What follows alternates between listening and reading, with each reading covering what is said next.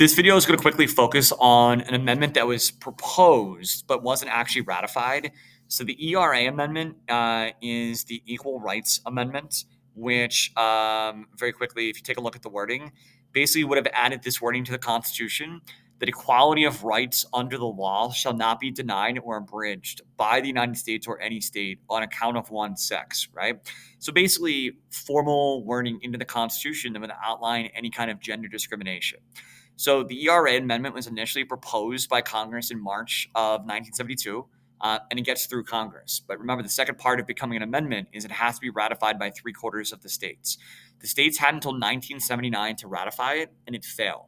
It actually fell 3 votes short. So you can see what states ratified it, what states didn't. And again, the consideration like why? This seems like a harmless amendment. Why would it not have been just added to the Constitution? Well, the first part is it's kind of bad timing for the amendment. A year later, Roe v. Wade was decided, and there were a lot of people that were highly critical of the Supreme Court's allowance of abortion.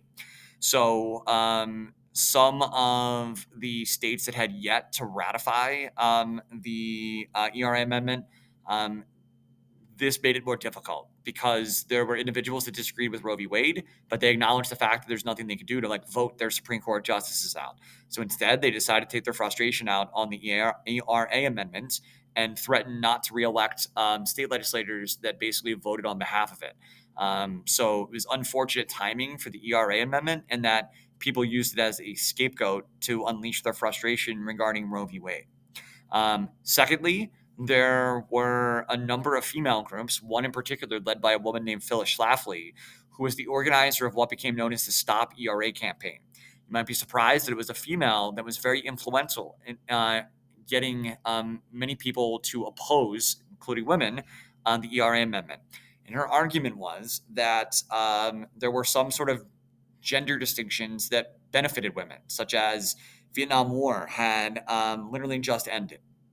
Her argument was that if the ERA amendment was added to the Constitution, you wouldn't only be able to draft men, you would have to start drafting females as well.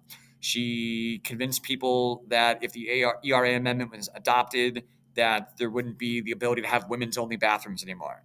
That if you had a women's only high school or a women's only college, that wouldn't be permitted under this amendment either.